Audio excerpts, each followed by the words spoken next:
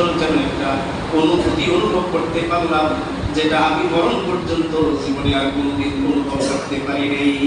সুবহানাল্লাহ। নবীর হাত, এটা আমার হাত না, আপনার হাত না, নবীর হাত। মুসাফির কাজ হয়ে গেছে, হেদায়েতের ফয়সালা আল্লাহর দরবারে হয়ে গেছে। মুসাফির রাদিয়াল্লাহু তাআলা আনহু বিলাসবহুল জীবন যাপনকে পরিত্যাগ করে নবীকে ডাক দিয়ে বলে, ও মুহাম্মদ, আপনার হাতটা একটু বাড়ায়া দেন। আমি চিন্তা চেতনার গবেষণা করে দেখেছি, আপনি যে ধর্ম নিয়ে এসেছেন যেটাই সত্য ধর্ম, এই মুহূর্তে আমি আপনার হাতে হাত রেখে কালিমা পড়ে মুসলমান হয়ে যেতে চাই। মুসা, লম্বা ঘটনা। আল্লাহ নবী বলেন, মুসা মুসলমান হও, ভালো কথা।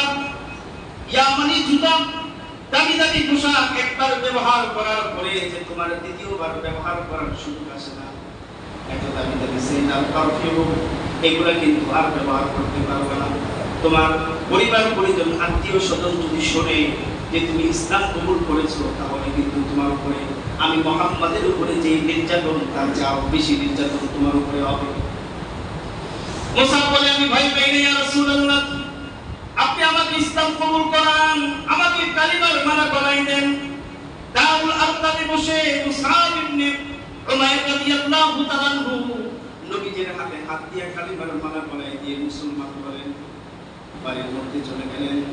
নবীর চেহারা দেখে মুসআব পাগল হয়ে গেছে, বারবার খালি দারুল আরকামে ছুটে আসতে চায়, পলায়া পলায়া আসে।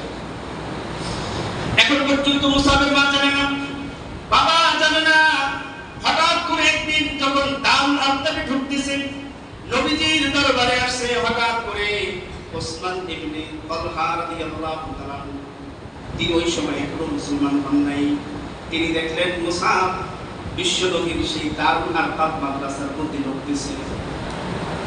দুটি মেয়েরা দেখলেন যে নামাজে দাঁড়ায় গেছে, নবী কোরআন শিখাইতেছে, মুসআব বসে বসে কোরআন তেলাওয়াত করতেছে। মুহূর্তের ভিতরে মক্কায় খবর হয়ে গেছে যে মুসআব তিনি তার বাপ দাদার ধর্ম ছেড়ে মুহাম্মাদের ধর্ম গ্রহণ করেছেন। মুসআবের মার কান পর্যন্ত চলে গেছে। মুসআবের মা এত কঠিন হৃদয়ের মানুষ ছিল। মুসআবকে জিজ্ঞেস করেছে, কিরে মুসআব, তোরে আমি এত ভালোবাসা আর তোর পিছনে এত সম্পদ ব্যয় করে তোরে একটা জামা দ্বিতীয়বার পড়াই না, ইয়া মানে সেটা কিনে কিনে তোরে পড়াই বাপ দাদার ধর্মকে কলঙ্কিত করার জন্য, তুই কি ইসলাম গ্রহণ করেছিস কিনা? মুসআব মায়ের সামনে দাঁড়াইছে, দাঁড়াইয়া বলিষ্ঠ কণ্ঠে উত্তর দিছে, আম্মা গো, আমি যাচাই বাছাই করে দেখেছি মুহাম্মদ যেই ধর্মের দাওয়াত দেয় এটাই সত্য ধর্ম। আমি জেনে বুঝে মুহাম্মদের হাতে হাত দিয়ে কালিমার মালা পরায় দিয়েছি। সুবহানাল্লাহ। মুসাফির মা অবাক হয়ে গেছে, জামাল সন্তান তো শেষ, মুহাম্মদের পাল্লায় পড়ে ওই সময় বিশ্বনবীকে আরবের লোকেরা এই ধর্মের দাওয়াত দেওয়ার কারণে নবীকে মাজনুন পাগল পাগল বলে গালি দিত। নাউজুবিল্লাহ বলে, এই যে পাগলের পাল্লায় পড়ে আমার পুরা জীবন শেষ। শিকল দিয়া বাঁধছে।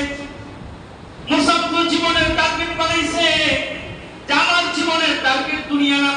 এতদিন পর্যন্ত আমি আমার নিজেকে সাজায়া গুছাইয়া মানুষকে দেখাইছি, আমার দিলের দিকে তো আল্লাহ তাকায় আছে। আমার এতদিন মেহনত ছিল দেহের উপরে, এবার তো আমার মেহনত করতে হবে আমার আত্মা আর কলমের উপরে। এই মুসাফ ইবনে উমাইর রাদিয়াল্লাহু তাআলা চিন্তা চেতনা পাল্টে গেছে। হঠাৎ করে একদিন মায়ের শিকল বাধা থেকে ছুটে গেছে। লম্বা ইতিহাস, শেষ অংশটা বলি। যখন মায়ের শিকল থেকে ছুটে বিশ্ব নবীর কাছে এসেছে, আয়েশা বলে, ইয়া রাসূলুল্লাহ, ইয়া হাবিবাল্লাহ, জানি না আমার কি রূপ হয়েছে, আপনি আমার চোখ থেকে একটু আড়াল করে আমার ভিতরে কেমন যেন একটা অস্থিরতার ভাব তৈরি হয়। আল্লাহু আকবার। সাহাবীদের জীবন থেকে ছুটে গেল। যখন তখন নবীজির বাসভবনের সামনে এসে দাঁড়ায় থাকলেন। নবীজি জিজ্ঞেস করে, কি ব্যাপার, কিছু বলবা? না ইয়া রাসূলুল্লাহ। কোনো মাসালা জিজ্ঞেস করবা? না ইয়া রাসূলুল্লাহ। কেন আসছো? হুজুর, আপনাকে না দেখলে আমাদের ভালো লাগে না। আল্লাহু আকবার বলে, আপনাকে না দেখলে আমাদের ভালো লাগে না। এইজন্য সকাল বিকাল একবার বাড়ি থেকে বের হইয়া আপনার চেহারা সবার আগে আমাদের দেখতে মনে চায়। আমার বাসভবনে ফিরে যাওয়ার সময়ও দিনের শেষ দেখাটা আপনাকে দেখতে মনে চায়। সাহাবীদের কি পরিমাণ ভালোবাসা। মুসাব ইবনে উমাইর নবীজির কাছে দৌড়ে আসছে, আয়েশা বলে, ইয়া রাসূলুল্লাহ, ইয়া হাবিবাল্লাহ, ইসলাম কবুল করার কারণে আমার মা আমাকে শিকল দিয়ে বেঁধে রেখেছে যাতে আপনার কাছে আসতে না পারি। নবী গো, আমি এখন কি করব? নবী বললেন, তাহলে তুমি আবু সিরিয়া হাফসাতে চলে যাও। হাফসায় চলে গেছে। আর ভালো লাগে না নবীকে দেখে না, আবার হাফসা থেকে চলে আসছে। তার মায় আবার তার মানুষ লম্বা ইতিহাস, আবার মার কাছ থেকে ছুটছে। ছোটার পরে এবার মুসাবকে বিশ্বনবী জনাবে মুহাম্মদ রাসূলুল্লাহ সাল্লাল্লাহু আলাইহি ওয়াসাল্লাম মদিনায় পাঠিয়েছে, মদিনায় চলে যাও। ওই সময় মদিনাতে এখন ইসলামের দাওয়াত পৌঁছে নাই। এই সর্বপ্রথম রাষ্ট্রীয় দূত হিসেবে মুসাব ইবনে উমাইর রাদিয়াল্লাহু তাআলাকে আল্লাহর নবী মদিনায় পাঠিয়ে দিলেন। একজন সাহাবী পুরা মদিনার চিত্রটাকে ইসলামের চিত্রতে রূপান্তরিত করে দিয়েছে। সুবহানাল্লাহ। একজন যুবক পুরা মদিনার চিত্রকে পাল্টে দিয়েছে। কথা শেষ কথা। ইসলাম কবুলের আগে তার ইতিহাস এবং ইসলাম কবুল করার পরে বদরের যুদ্ধে অংশগ্রহণ করলেন। উহুদের যুদ্ধে বিশ্বনবী সহ উহুদের প্রান্তরে গেলেন।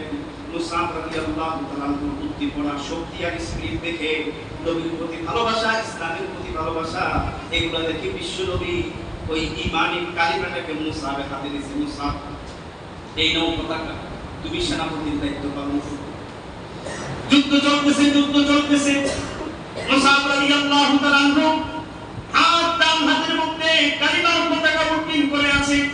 একজন বেঈমান কাফের এক কূপ দিয়ে তরবারি দিয়ে মুসাবের ডান হাতটা কেটে ফেলে দিয়েছে। মুসাব রাদিয়াল্লাহু তাআলা কালিমাটা মাটিতে পড়বে এমন সময় বাম হাত দিয়া আবার কালিমার ঝান্ডাটা ধরেছে। যুদ্ধের ময়দানে আবার বাম হাত দিয়ে পতাকা উত্তীর্ণ করে আছে, বাম হাত কেটে ফেলেছে।